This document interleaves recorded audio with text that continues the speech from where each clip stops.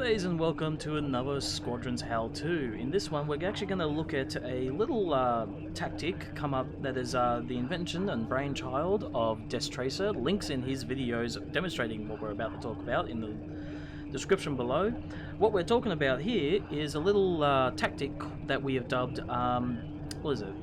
dead drifting, basically. So, to describe what dead drifting is, it's like in Elite Dangerous turning off your flight assist and allowing your ship to basically just continue in its momentum for as long as possible. In this particular case, it only lasts for a certain amount of time, it can't go on forever like in Elite Dangerous. But in this case, it's essentially, it's once your engines actually start to really get a hold of power and momentum that they start to take over again. And the way which we achieve this is by depriving them of extra power. So right now, as you can see in the bottom left there, I've got all of my power pumped into my engines.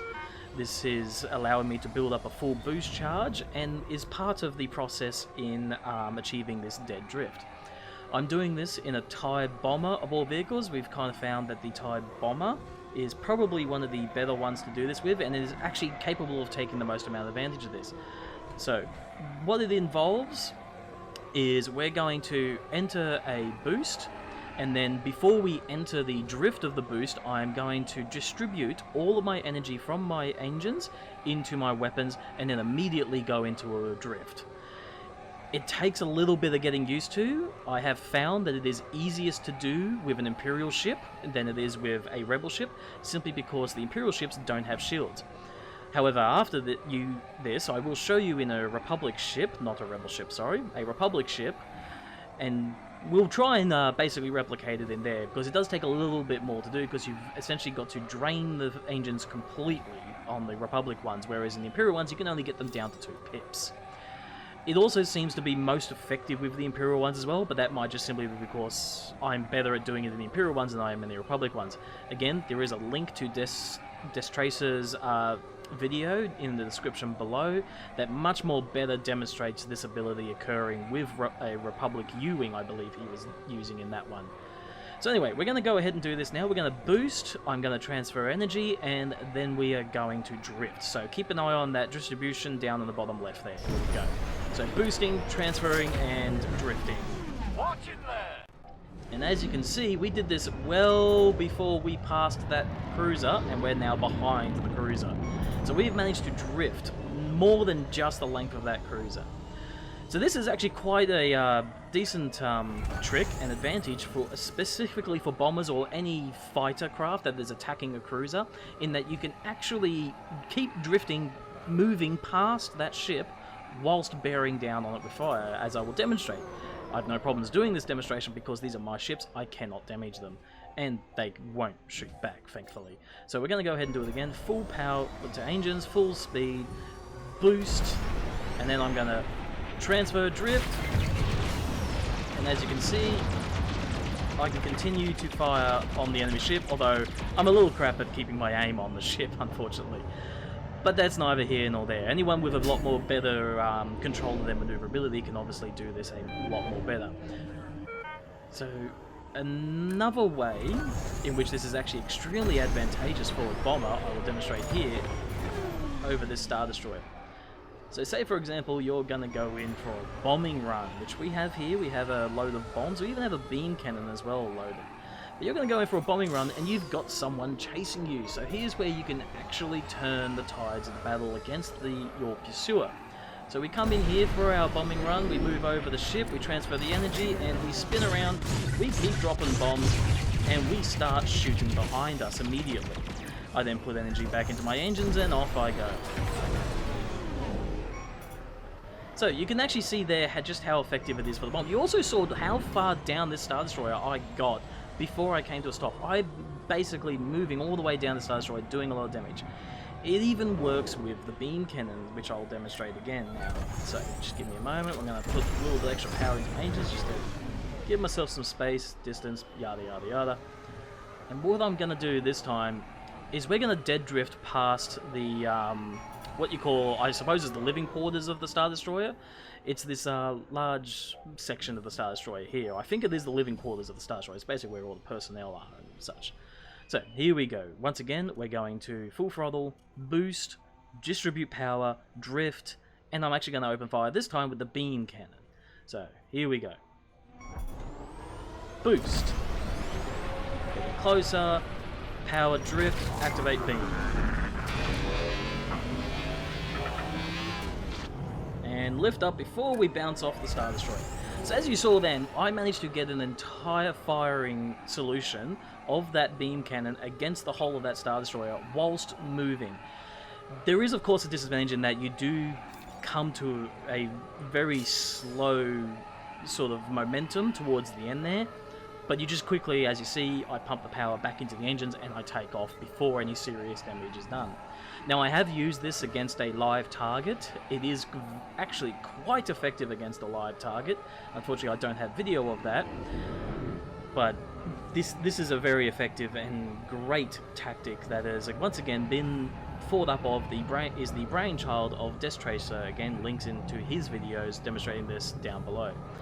So the next one we're going to do now is we're actually going to load up our menu here. We're going to head over to the New Republic hangar and we're going to do this all again using a Y-wing bomber. Now, as I've stated, it is harder to get a hold of in the Republic ships. You have to actually transfer power into your weapons and shields at the same time in order to completely drain the engines.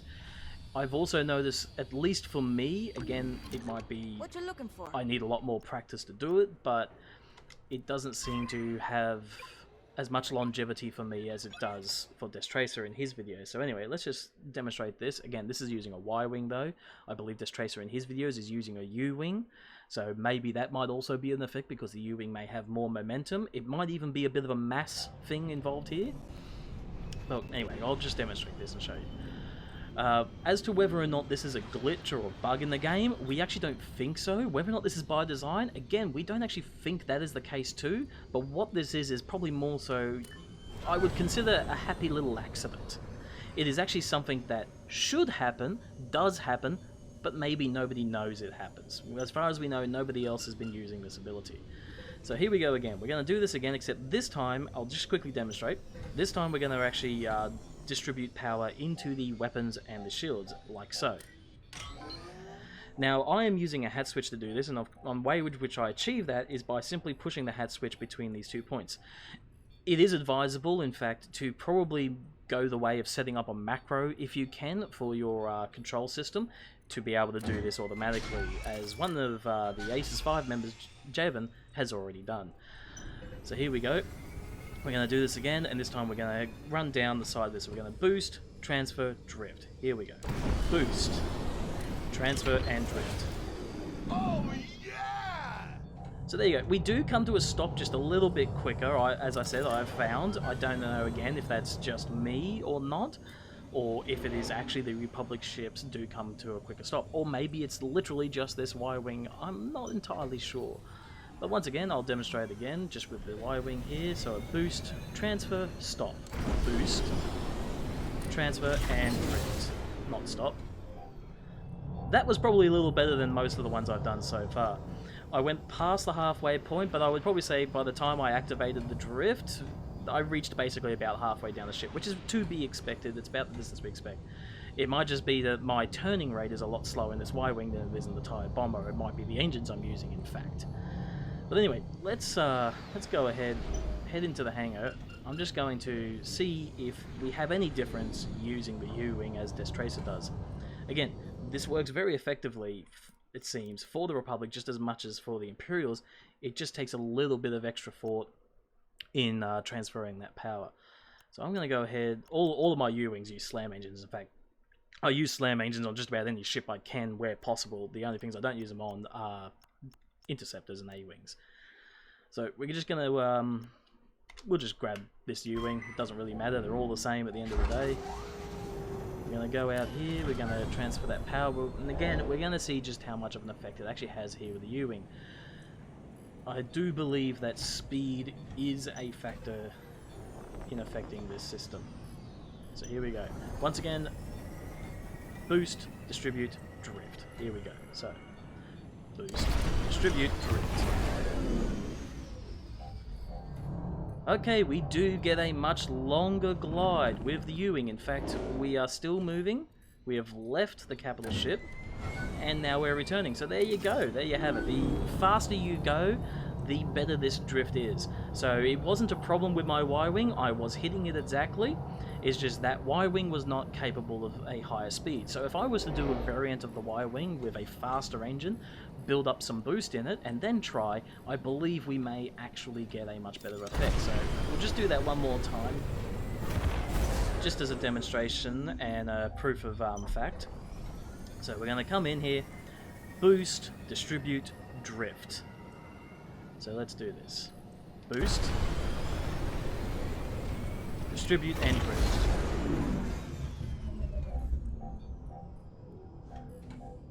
And we have almost passed the engines of that capital ship. That is a very long boost, and highly effective to perform evasive maneuvers even. Or to even just simply turn around and shoot at your opponent while traveling backwards. It could probably even prove to confuse your opponents for a moment, maybe even psych them out, make them think they're about to get rammed or they're about to be hit. So boost, distribute, drift. And in fact, what we're going to do now is we're going to go back to engines and we're going to boost it again.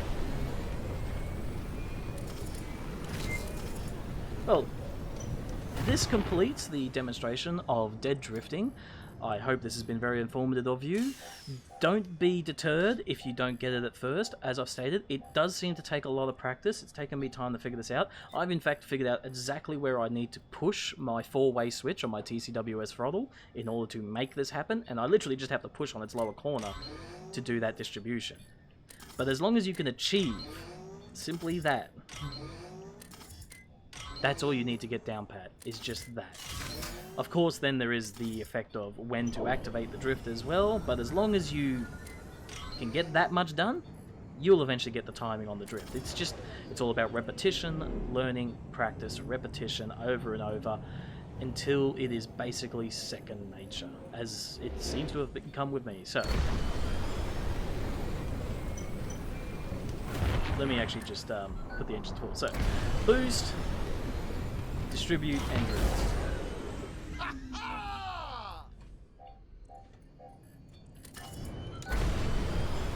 Boost, distribute, and drift when you've got enough boost charge. Anyway, again, hope this video has been very informative to you. I hope it helps you out. Also, check out the links down below for Destraicer's videos. He is the man who came up with this ability. It is his brainchild. I take absolutely no credit for this one. This is all him. Anyway, thank you very much.